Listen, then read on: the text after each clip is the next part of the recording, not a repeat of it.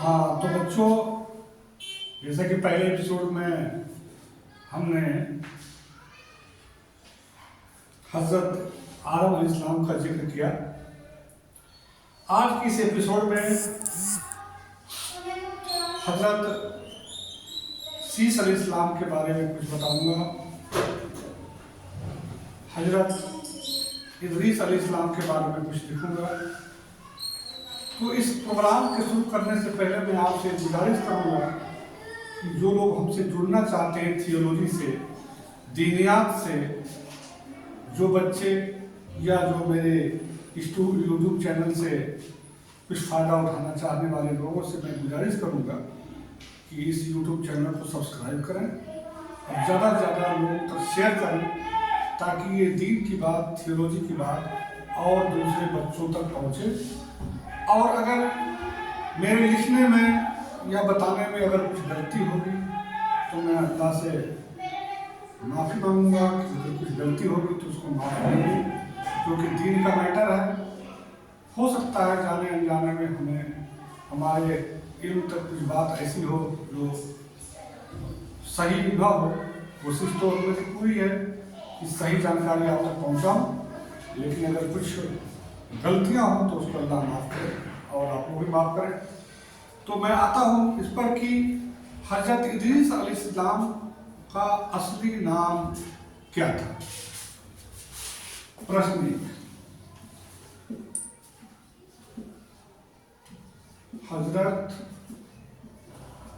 इदरीस अलैहिस्सलाम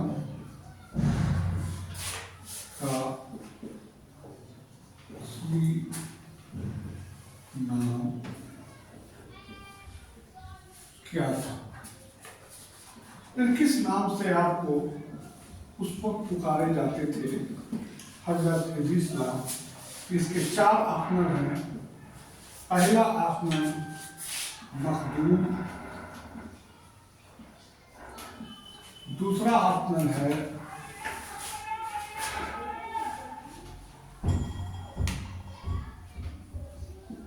इसहाक,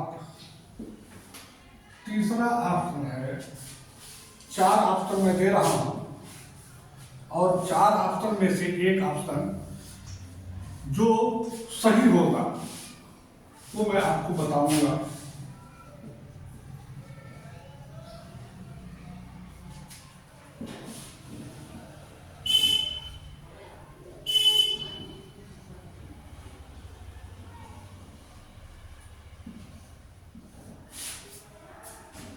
मखदूम, इसहाक, अखलूक और खलूक।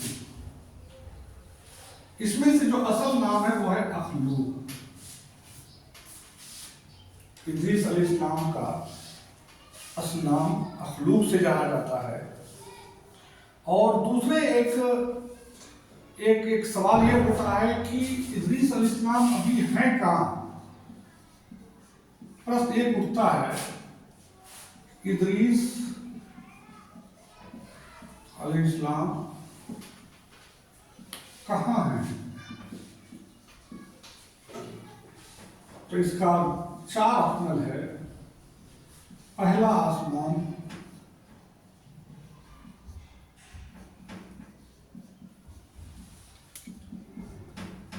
दूसरा आसमान,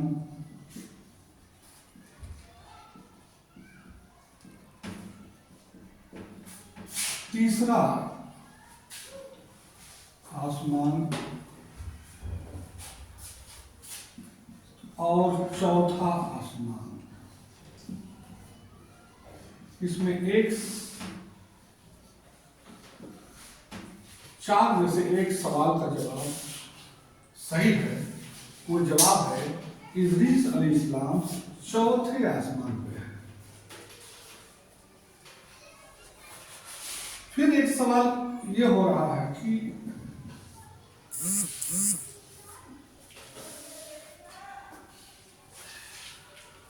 सबसे पहले हम जानते हैं सीरत के मुताबिक पहले आदम अलैहिस्सलाम, फिर उनके बेटे शीस अलैहिस्सलाम, फिर उनके बाद आए इदरीस अलैहिस्सलाम। तो एक बात मुझे ये बताना है कि आदम अलैहिस्सलाम के बारे में तो मैं बता दिया था कि आदम अलैहिस्सलाम 1000 तक जिंदा रहे। उनके बेटे शीश अलैहिस्सलाम कितने साल जिंदा रहे? हजरत शीश अलैहिस्सलाम इस दुनिया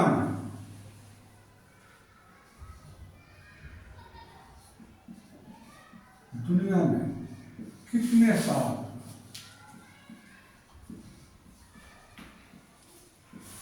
जिंदा थे?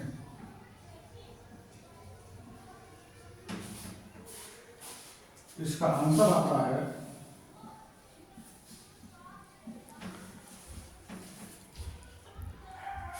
इनका आंसर आता है 850 साल,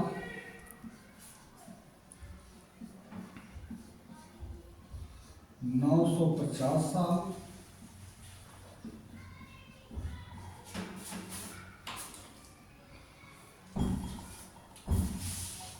912 साल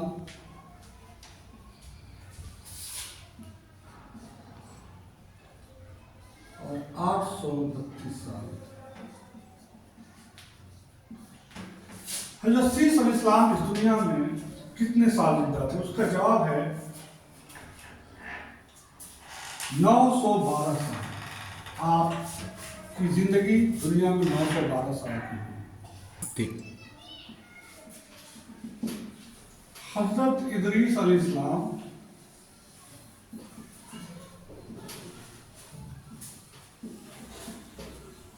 कहाँ पैदा हुए?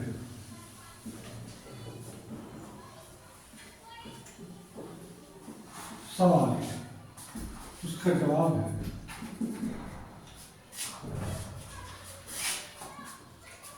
मदीना में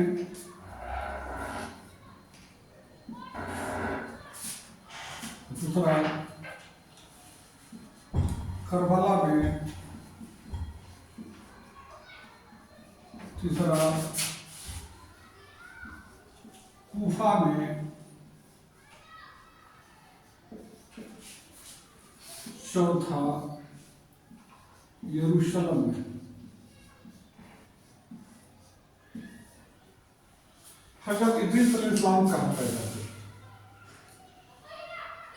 जिसका जब नबियों का जब क्रम लिखा जाता है तो आदम अलैहिस्सलाम के बाद उनके बेटे शीश अलैहिस्सलाम, शीश अलैहिस्सलाम के बाद जो दूसरे नबी का जिक्र आता है वो हज़रत इदरीस अलैहिस्सलाम है। ये कहाँ पैदा हुए थे? तो इन तीनों सवाल का जवाब आता है कूफा में, जो आज इराक में है। आप कूफा में पैदा हुए। मैं अगली बात बच्चों को बताना मैं चाहूंगा कि जो प्रश्न ये बनता है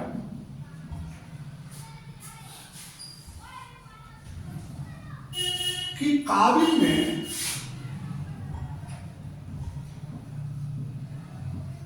अपने भाई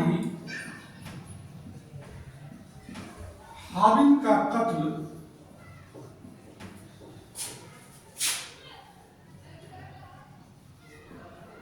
करने के बाद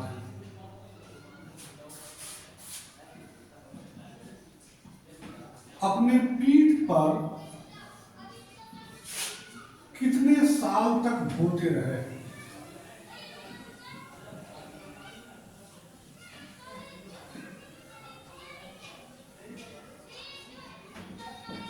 काबिल ने अपने भाई हाबिल का कत्ल करने के बाद अपने पीठ पर कितने साल तक ढोए रहे? इसका उत्तर 4 ऑप्शन में दे रहा है।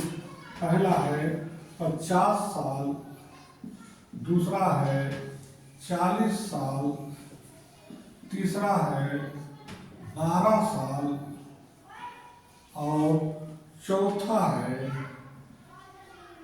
30 साल। इन 4 ऑप्शन में से एक का जवाब सही है। जो काबिल ने अपने भाई हाबिल का जब कत्ल कर दिया तो उनको ये नहीं समझ में आ रहा था कि इनको करें क्या, तो अपने पीठ पर काबिल ने अपने मरे हुए भाई हाबिल को पीठ पर कई साल तक ढोते रहे। वो कितना साल था? वो साल था 40 साल। 40 साल अपने भाई को पीठ पर ढोते रहे। उनको समझ में नहीं आ रहा था कि मैं इसको करूं तो क्या करूं। तब उन्होंने एक कौवे को देखा कि एक कौवा दूसरे कौवे को मार करके जब उसको मिट्टी में अपनी चोंच से मिट्टी और पैर से मिट्टी को खींच करके एक गड्ढा बना रहा है और उस गड्ढे में कौवे ने मरे हुए कौवे को दफना दे रहा है, उसको वहीं पे काबिल ने उसको ये बात समझ में आ गई, इस मरे आदमी को यानी हाबिल को किसी तरह जमीन में दफनाना है। तो 40 साल तक आपने पीठ पर ढोते रहे और फिर बाद में जमीन को खोद करके अपने भाई हाबिल को जमीन में दफना दिया। फिर एक सवाल फिर उठ रहा है कि जो उनके सबसे एक छोटे भाई हाबिल और काबिल के शीश अलैहिस्सलाम, तो ये कत्ल होने के कितने दिनों बाद, कितने साल बाद शीश अलैहिस्सलाम पैदा हुए? तो सवाल ये हो रहा है कि हाबिल के कत्ल के बाद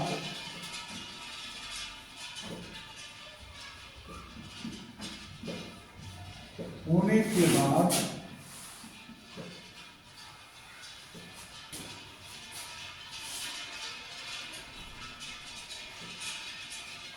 शीश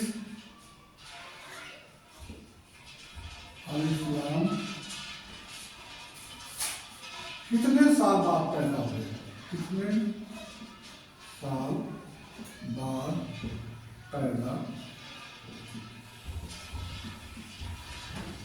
उसका जवाब हो रहा है पहला 40 साल, दूसरा 30 साल, तीसरा 50 साल और चौथा है 15 साल। तो इसका सही जवाब हाबिल के कत्ल होने के बाद शीश अलैहिस्सलाम 50 साल के बाद पैदा हो गए। उनकी पैदाइश 50 साल के बाद हो गई। इस तरीके से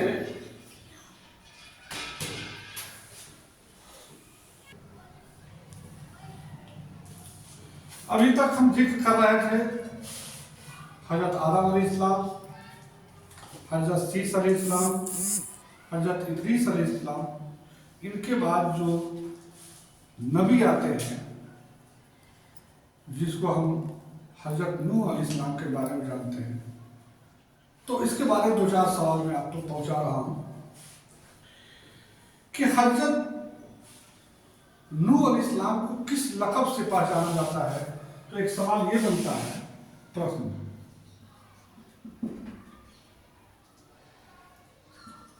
हजरत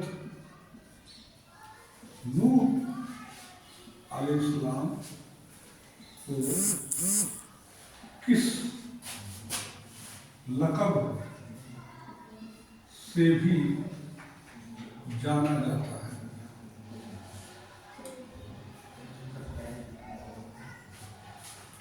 इसका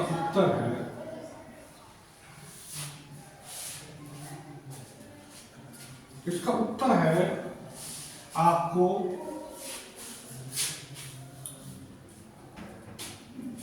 अब्दुल रसूल अव्वलुर रसूल, आपको अव्वलुर रसूल के नाम से जानता है। हजरत अव्वलुर यानी पहले रसूल के नाम से जाना जाता है।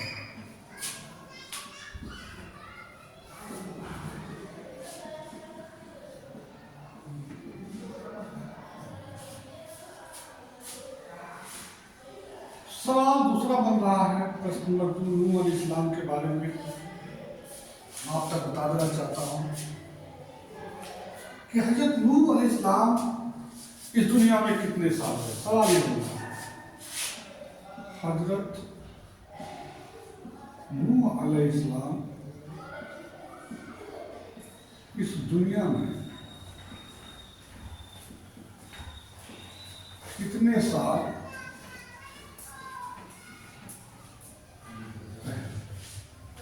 इसका उत्तर बन रहा है। क्योंकि मैं ऑब्जेक्टिव कराने में थोड़ा समय लग रहा है, इसलिए मैं चाहूंगा कि हर प्रश्न का जवाब एक वर्ड में दिया जाए, इससे कुछ समय की हमारी बचत होगी। आप इस दुनिया में 1600 साल तक जिंदा रहे। 1600 साल तक आप इस दुनिया में जिंदा रहे। और यही नहीं, आप जो है दीन हक का दावत, प्रश्न ये बन रहा है कि हजरत नूह अलैहिस्सलाम दीन हक का दावत कितने साल दिया?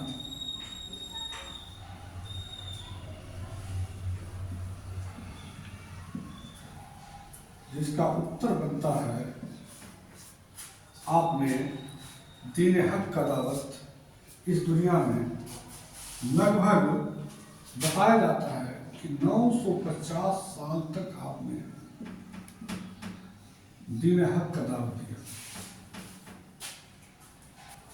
बच्चों, जैसा कि आप लोगों को मालूम है या नहीं जानते होंगे, किसी से सुने होंगे कि हजरत नूह अलैहिस्सलाम के ज़माने में तूफान नूह आया था।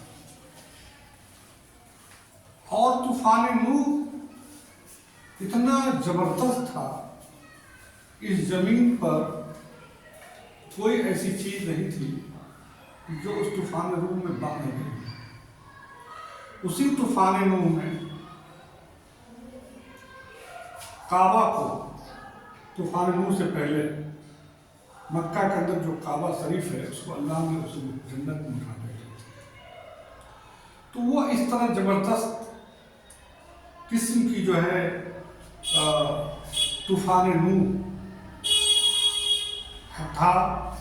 तो उस तूफान नूह से बचाने के लिए हजरत नूह अलैहिस्सलाम ने एक कश्ती बनाई थी, एक नाव बनाया। उसको बनाने में कितने साल लगे थे? सवाल ये बन रहा है कि हजरत नूह, प्रश्न, हजरत नूह अलैहिस्सलाम की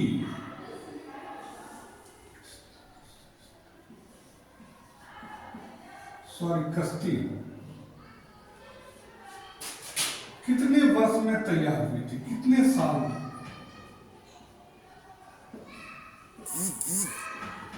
तैयार हुई थी? इसका उत्तर बन रहा है 2 साल में। हजरत नूह अलैहिस्सलाम की जो कश्ती थी, जिन्होंने आपने बनाया था, उसको बनाने में 2 साल लगे थे। अगला सवाल ये बन रहा है कि वो कश्ती में कौन कौन से सवार थे?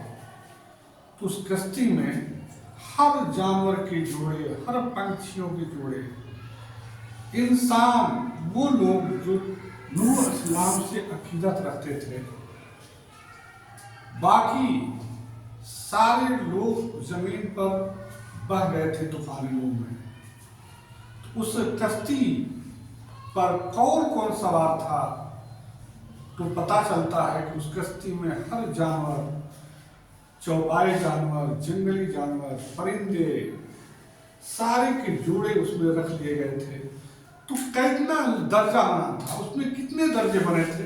इस पर मैं एक सवाल बताऊंगा कि प्रश्न बन रहा है कि नूह अलैहिस्सलाम की कश्ती, नूह अलैहिस्सलाम की कश्ती में, कश्ती मतलब नाव, कश्ती में कितने दर्जे बने थे? कितने दर्जे बने थे? उसका जवाब है 3 दर्जे बने थे। 3 दर्जे। एक दर्जे में खूंखार जानवर, शेर, बाघ, चीता उसके जोड़े थे। दूसरे दर्जे में चौपाए, जो कि जैसे भैंस, गाय और उस तरीके के जानवर थे। तीसरे दर्जे सबसे ऊपर जो है इंसान थे। हर दर्जे पर हमारे नूह अलैहिस्सलाम ने 3 दर्जा बनवाया था कश्ती में, और हर दर्जे पर अलग अलग कहीं दंडे, खतरनाक जानवर, फिर कुछ ऐसे पालतू जानवर और कुछ इंसान। फिर एक तीसरा सवाल ये बन रहा उसी पर कि जब तूफान नूह आया तो वो कश्ती कहाँ रुकी थी, कहाँ जाकर रुक गई थी?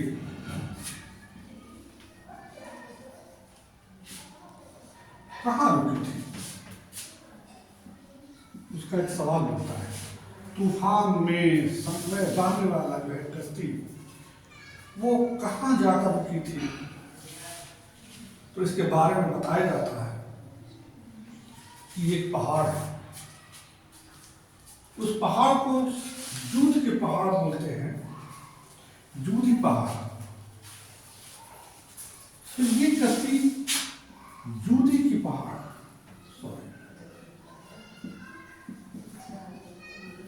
जूदी पहाड़ पर रुकी थी। एक बुढ़िया थी उस जमाने में, जिसको नूह अलैहिस्सलाम ने कहा था कि तुम मेरी कश्ती में सवार हो जाना, और बुढ़िया उस कश्ती में सवार नहीं हो पाई। और तूफान नूह के बाद जब देखा गया तो वो बुढ़िया जैसी की वैसी वही पड़ी थी। उसको पता तक नहीं चला कब तूफान नूह आया और चला गया। तो ये अल्लाह का करम, जो बुढ़िया का अकीदा जो नूह अलैहिस्सलाम पे था, नूह अलैहिस्सलाम ने उनसे वादा किया था कि हम आपको अपनी कश्ती में बैठा लेंगे, लेकिन वो बुढ़िया नहीं बैठ पाई, लेकिन अल्लाह ने उसको तूफान नूह से बचा लिया। ये सवाल होता है।